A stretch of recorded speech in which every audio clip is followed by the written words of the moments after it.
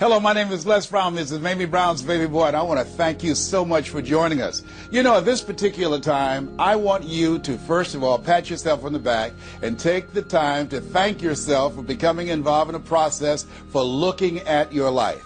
If there's ever time that we need to begin to stop and think and assess ourselves, that time is now. When you begin to look at the foreclosure rate that's going on in the country, and the foreclosures and the bankruptcies, and in addition to that, the violence and people losing their jobs, and the level of uncertainty and fear that people are feeling. And I think there's a level of stress in the air unlike anything we've ever felt before. And so just to take the time to think, to pause, and particularly not only looking at what's going on, but asking yourself the question, how's this affecting me? You know, we want to all become successful, but I've found that there's some success that's toxic success. What I mean is that you don't want to end up going after goals and dreams and neglect yourself. I want you to think about your goals and dreams and things that you want to achieve, and at the top of the list, I want you to put up there your strategy for being here. I just came from the doctor. Let me share something with you.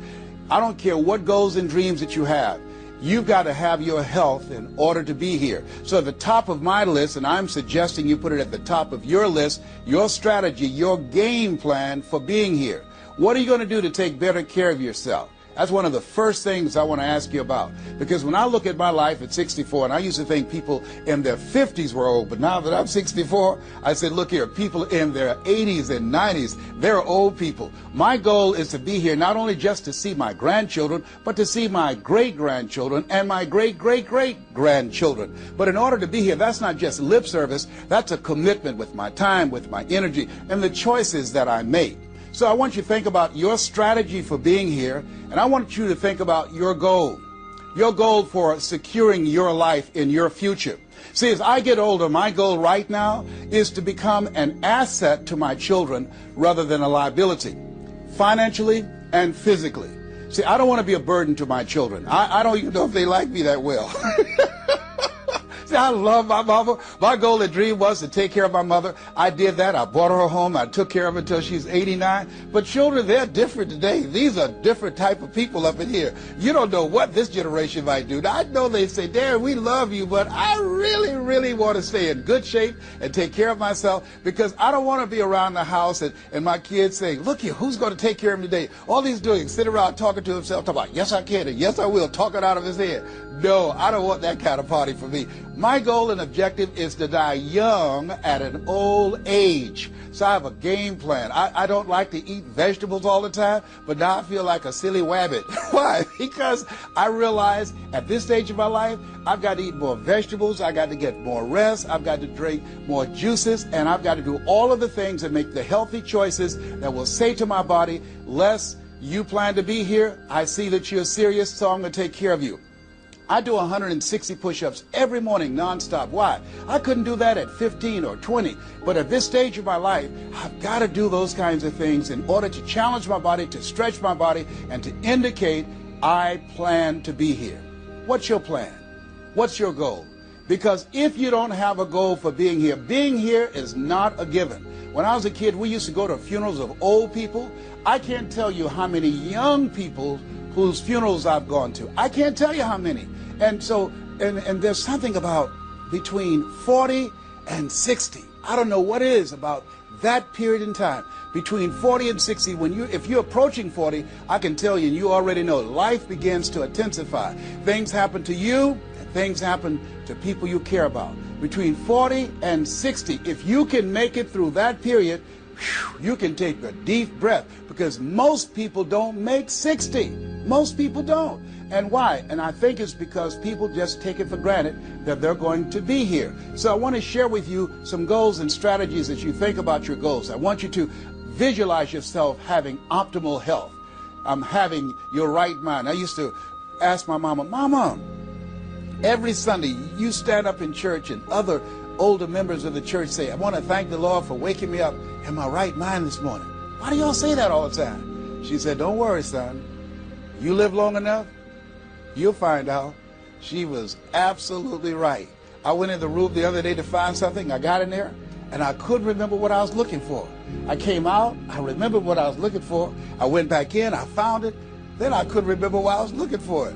One of our children said, Daddy, you need some ginkgo biloba. I said, what's that? She said, something for your memory. I went down to the health food store. I was walking around. The lady said, may I help you, sir? I said, I forgot why I'm here. She said, you need something for your memory.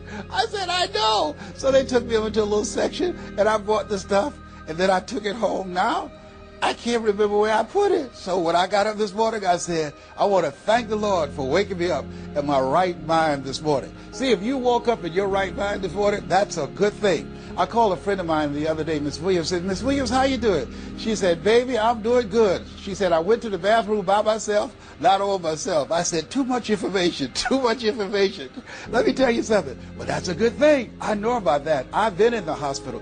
I know what it is not to be able to move. I know what it is to have back challenges. I know what it is to be in pain. So this thing called life, you got your health? Let me share something with you. That's a good thing. A friend of mine, Bishop T.D. Jakes, said, if you got a problem man or money can solve, you ain't got no problem. I can agree with that. And I learned some things going through that experience. And really, I should say, growing through that experience. My goal at that time was to be here. And trust me, it's better be seen than to be viewed. Are you feeling it, brother? Up in here, up in here. So I want you to think about your goals and dreams. And here's what I want you to do right now. I want you to say to yourself, it's possible. It's possible. And I want you to follow along with this process. As you think about your goals and dreams, I want you to write this down. I'm going to give you some strategies to maintaining this possibility mindset. I want you to write down mindset maintenance. Mindset maintenance. Let me share something with you. The easiest thing that I do every year is to live my dream. That is, helping people to realize their potential, to step into their greatness, challenging themselves, reinventing themselves, to start their own businesses. I've helped over 400 people earn millions of dollars. The easiest thing I do every year is what I do on a day-to-day basis, going into prisons and juvenile detention centers, teaching young people mindset development, how to become effective communicators, how to dress like a prospect rather than a suspect. Those are the easy things that I do. Let me share with you the most difficult thing that I've ever done in my life. And that was to believe that I could do it. That's the most difficult thing that I've ever done in my entire life. To believe that I, Les Brown, who was born in an abandoned building on a floor in a poor section of Miami, Florida, with a twin brother. We were adopted. We were 6 weeks of age by Mrs. Mamie Brown, and I called myself Mrs. Mamie Brown's baby boy. All that I am and all that I ever hope to be, I owe to my mother. I saw a sign once that said, God took me out of my biological mother's womb and placed me in the heart of my adopted mother. To believe that I, Les Brown, who was labeled educable mental retarded, put back from the 5th grade to the 4th grade, failed again when I was in the 8th grade, to believe that I had the ability to live the life that I'm now living. No one could have told anybody who knew me, including myself, looking in on us when Mrs. Mamie Brown was raising us in a poor section of Miami, Florida called Liberty City in Overtown, that I would be who I am right now. I didn't even know that. And I want you to think about your goals and dreams, and I want you to expand them. Why? Because it has been said that most people fail in life not because they aim too high and miss. No, most people fail in life because they're just like I was for 14 years. They aim too low and hit, and many never aim at all, not at all. They just go through life surviving. Someone said that many people die at age 25 and don't get buried until they're 65. I was talking to a friend of mine named Rosia, and I said, Rosia, how you doing? And she said, let me tell you something. Life is a mess. I said, girl, what are you talking about? She said, my life is a mess. She said, you know what? She said, I just was sitting up here thinking, I haven't lived. I haven't lived. She said, I've been working hard all my life, paying bills and taking care of my children, and my children are gone, and I've just been thinking, I haven't done anything. She said, when I die, I don't want when people view my body, I don't want them to say, oh, she had a funny expression on her face. I said, what do you mean by that? I don't want to have an expression that I'm mad. Because if I died right now, I would be mad. I said, why? What are some of the things you'd like to do? She said, travel. I would love to travel. I'd like to see the pyramids. I've never been to Paris. I want to go to Paris. I've never been there. There are things that I want to see, things I want to do. She said, I want to make a difference in young girls' lives, teenage mothers. I was a teenage mother. I want to be able to make a difference in their lives and see the impact that I had on their lives. And she mentioned a variety of things. And I remember a story about a lady who went to the doctor, and she was diagnosed with terminal cancer. And she came home, and she was sitting at a table, and she was drinking some coffee, and all of a sudden, she just looked up and she said, "I refuse to die an unlived life. I refuse to die an unlived life." And she decided that she was going to live. That up to that point, her life was for her family, for her children, for her husband, but she had left herself out of the equation. Have you ever done that? I remember at a period of my life, I was going to work, and I was working on a job that I hated. And at the same time, I was praying that I wouldn't get fired. I was praying that I wasn't laid off. I was miserable. Nobody was holding a gun to my head. But I showed up every day, and I used a flimsy excuse. Well, I got to pay the bills. I've got a car payment I have to pay. I have a family. I have children. I have a car note, and I have a mortgage note I have to pay. I've got to survive. I was showing up for a paycheck. Ladies and gentlemen, that's not living. And a friend of mine said, "You know when people change?" And I said, "No." He said, "When they get to the point when they say, 'I've had it. I've had it.'" I think the only reason that you're listening to me right now, the only reason that you're watching this webinar, that there's somewhere in your heart of hearts that you've said, as you looked at your life, you said, "I've had it." And not only have you said, "I've had it," but you said also in your heart of hearts, "I can do better than this." And let me share something with you. You can. Because if anybody told me, and I'm going to share some things with you that I've done, not for the purpose to impress you, but to impress upon you what the possibilities are when you work on your mind and have mindset development. Because I've found that how people live their lives is a result of their state of mind. It has been said, you don't get in life what you want, you get in life what you are. So part of the process, number one, is expose yourself to positive messages. See, what I'm doing right now, I'm distracting the story that's going on in your head right now. How you live your life, how I live my life, how all of us live our lives is a result of the story we believe about ourselves. And most of us are born into stories. I was born into a story where we were poor, but we didn't know it. I didn't know we were poor until I got on a bus with my mother going to do domestic work on Miami Beach. And when we crossed the Venetian Causeway and I saw those big, beautiful hotels, and I was in the homes with my mother making up beds and cleaning, and we ate the food left over from the families that she cooked for. And we wore the hand-me-down clothes of the children that she kept. And I kept saying, "Mama, what is it, boy?" As we got ready to pack up to go back home and to Overtown and Liberty City and all the poverty and filth and the violence there, I said, "Why can't we stay here? Why can't we stay here?" She said, "Leslie, we can't." "Why?" "Because we can." "Why, Mama? Why can't we?" She said, "It's just the way it is. Now shut up." And I kept saying to myself, why is that the way that it is? And I guess I was okay for Wesley and Margaret Ann and Leonard and Angelo and Sharon and Linda, but it wasn't okay for me. I was curious. I wanted to live like Mr. Swiderski lived. I wanted the big car that he had. I wanted that big home that he had. We lived in a 2-bedroom apartment. It was 7 of us, plus Mama. He had a big mansion, just 3 of them, 10,000 square feet. Said, "Mama, what is it, Leslie? One day, I want to buy you something just like this." My brothers and sisters, when we were on the bus going back, they were just engaged in playful things. I was thinking and dreaming. Mama didn't understand why I was thinking like that, because I'd been exposed to positive messages. I had to take care of Mr. Swiderski. I had to shine his shoes and clean his office. And every day when he was listening to motivational messages, I was hearing those things too. Earl Nightingale, we become what we think about. All of us are self-made, but only the successful will admit it. In order to be successful, you must be willing to do the things today others won't do in order to have the things tomorrow others won't have. Your mind is a machine. You must program yourself for success. Wow. When I heard those words, I said, wait a minute. I could program my mind for success. I can program my mind for wealth. You can too. Trust me. I've earned over $55 million in the last 28 years. Anybody told me that I would be doing what I'm doing right now? I spoke recently in Sweden. They paid me 40,000 euro for an hour speech. I had no idea that this Les Brown that you now see have the ability to do that. I used to work for the Miami Sanitation Department as a garbage collector. I used to be a janitor. I used to do door-to-door sales. I used to work for Sears in Miami on Biscayne Boulevard. I had no idea this Les Brown that you now see had the ability one day to give lectures at Harvard or Yale or Dartmouth University. I had no idea that this Les Brown existed. I don't tell you that to impress you, but to impress upon you. There is more in you. Simba, there's more in you than you have been expressing.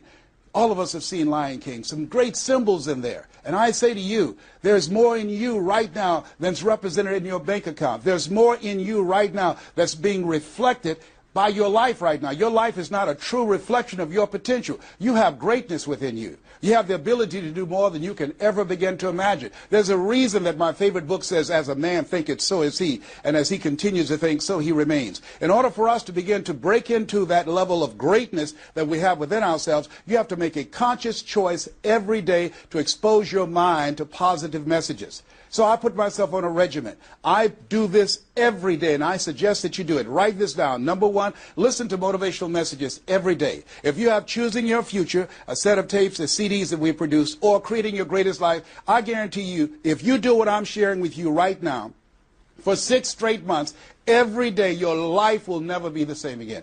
I guarantee it 100%. You listen every day for 1 hour to Creating Your Greatest Life, any of those messages, because faith comes by hearing and hearing and hearing. What it will begin to do is interrupt the story in your mind. It will override the story that you believe about yourself. It will distract all the negative thoughts that you have that's holding you back, that held me back for 14 years. When I used to go see the #1 motivational speaker on the planet, Zig Ziglar and Tony Robbins, and my heart said, I can do that. I love to help people. I'm just like my mother. And then my mind would ask how. And I went from my heart to my mind. And my mind would say, Les Brown, you don't have a college education.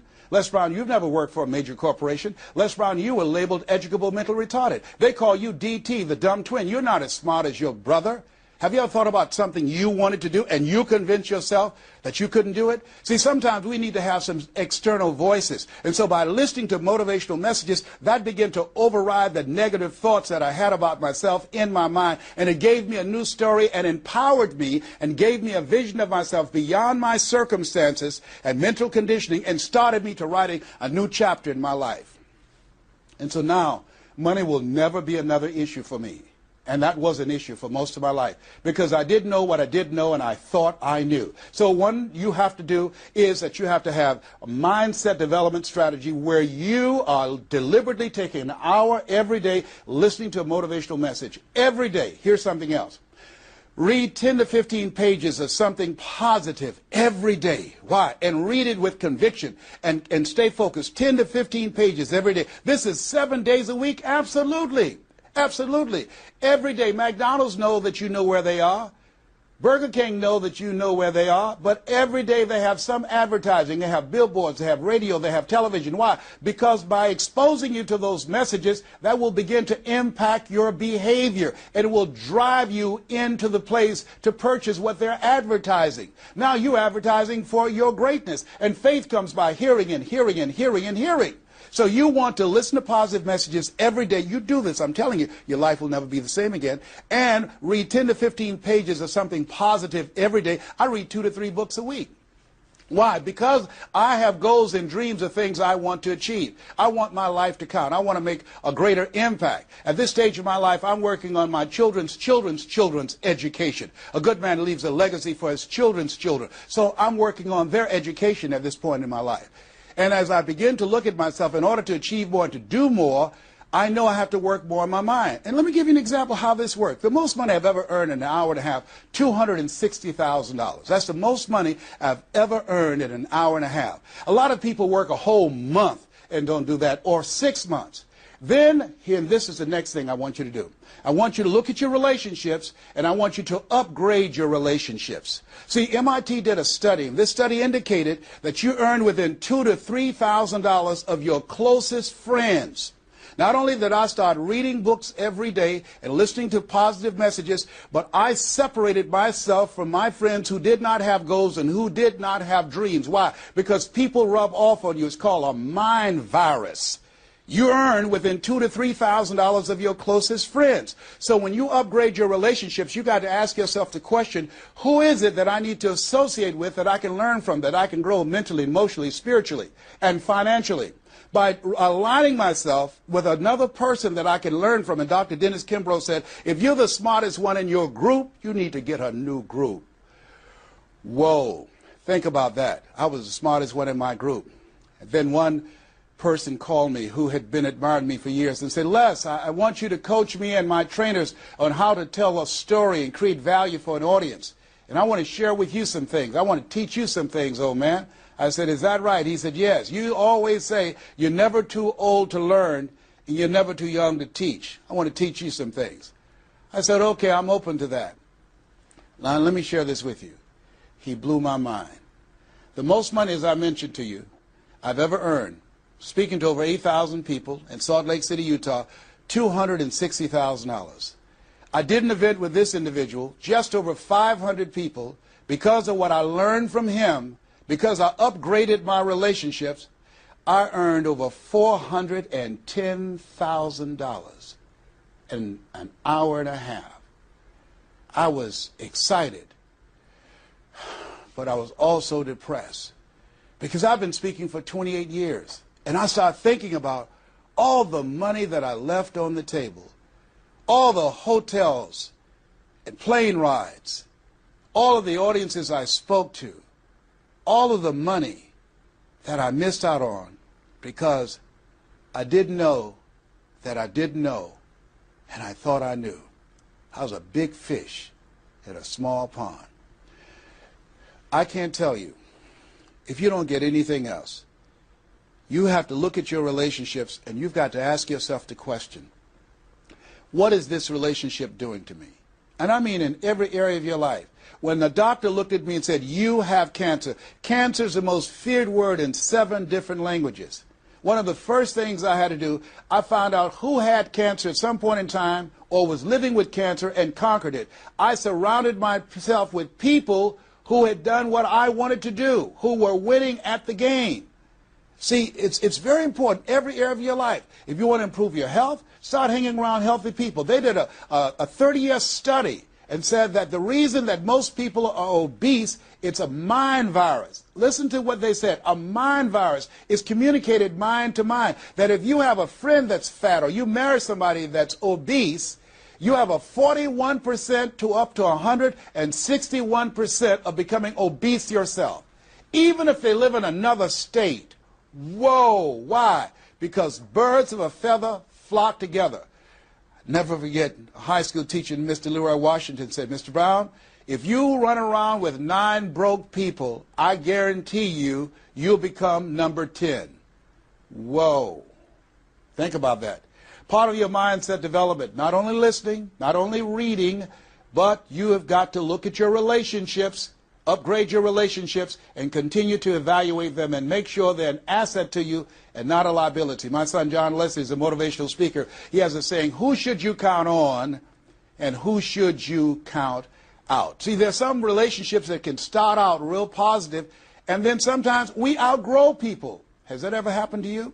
Have you ever outgrown someone? Somebody you used to be close to, used to be your bosom buddy, and then you haven't been together for a time, and then when you get together, you have absolutely nothing in common.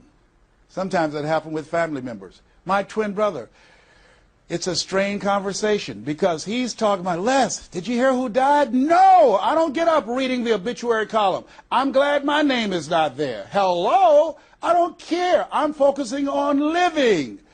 Our conversations are so different. Isn't it interesting how you could be raised in the same family, same circumstances, by the same parents and end up dramatically different? It's called life. Here's the other thing that's very important. Write down the goals that you want to achieve. Write them down, put them on a 3x5 card, and I want you to use a King James Version Bible and Matthew 7:7, ask and it shall be given, seek and ye shall find, knock and it shall be open unto you. I want you to write that on one side of the card. On the flip side of the card, I want you to write down one major goal that you want to achieve. And you want to read that 3 times a day. 3 times a day. What are you doing? You're hypnotizing yourself. And you're dehypnotizing yourself. What you're doing is you are dispelling the myths and all of the spells that you're living under. I think that a poverty mindset is a spell. I think that people go so far, and because they're mesmerized by life, they unconsciously stop. And you have to break that spell by constant attention. So on one side you read your goal, that one major goal, 3 times a day. Then the flip side, you flip that scripture over. Ask and it shall be given. Seek and ye shall find. Knock and it shall be given unto you. As you read that every day, 3 times a day, I can tell you, amazing things, breakthroughs will happen for you. Now, we're going to take a break right now, and I want you to take the time to think about this one thing. What is it that you're going to do differently? Because in order to do something you've never done, you've got to become someone you've never been. You've got to be willing to give up who you have been to give birth to who you can become. I want you to take the time and write down one radical change that you're going to make about you, and you know if you do that, your life will never be the same again. This is Mrs. Mamie Brown's baby boy Les Brown. We're going to take a break right now, and we'll be right back.